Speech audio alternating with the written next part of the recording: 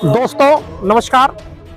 आज मैं फिर आपके बीच में आया हूं, आपको बताने आया हूं, आपको एक नई जानकारी देने आया हूं कि जिस तरह से ग्राम सभा इटहरा, तहसील ज्ञानपुर, जनपद भदोही में भूमाफिया के द्वारा कार्य किया गया है, वो आप सुनकर के दंग रह जाएंगे।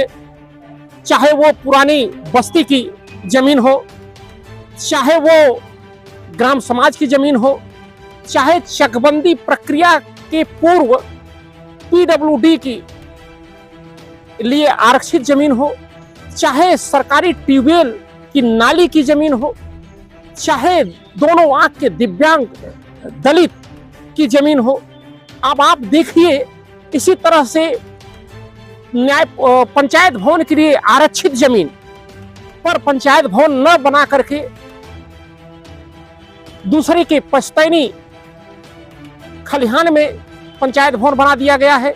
इसका लाभ कौन ले रहा है, किसके इशारे पर हुआ है, कौन किया है, आप लोग ध्यान दीजिए। इसी तरह पूरे क्षेत्र में, कोनिया क्षेत्र में, हर गांव में, छछुआ से लेकर के बारीपुर तक के हर गांव में इसी तरह से भूमाफिया का, इटहरा का भूमाफिया कमला शंकर ने एक अपना काकस बना करके अपने गुर्गों के माध्यम से लोगों को परेशान करने का जो एक योजनाबद्ध तरीके से कार्य किया है, जिससे पूरा समाज, पूरा प्रशासन एकदम स्तब्ध है कि इस तरह से 10 बिस्सा का काश्तकार कैसे बन गया 20 बीघा का मालिक।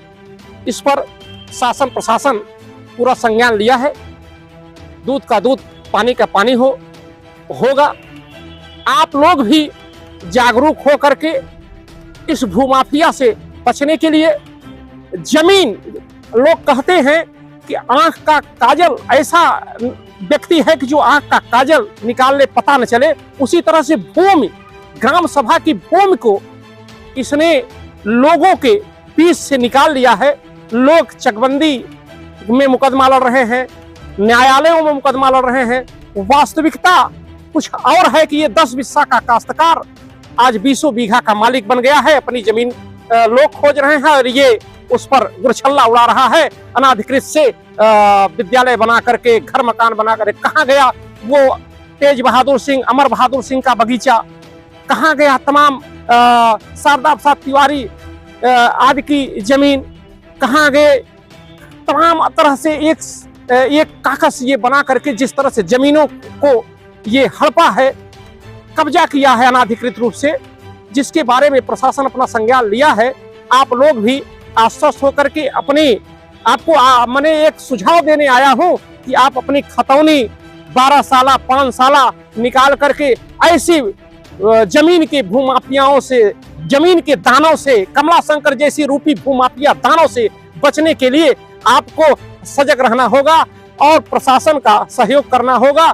हम लोग पत्रकार होने के नाते समय समय पर पीड़ितों की आवाज शासन प्रशासन पहुंचाने के लिए हम लोग आपके साथ हैं, कंधों से कंधा मिलाकर के आपके साथ हैं। और संयम भारत टीम, संयम भारत न्यूज परिवार आपके साथ, पीड़ितों के साथ हर समय खड़ा है, खड़ा रहेगा।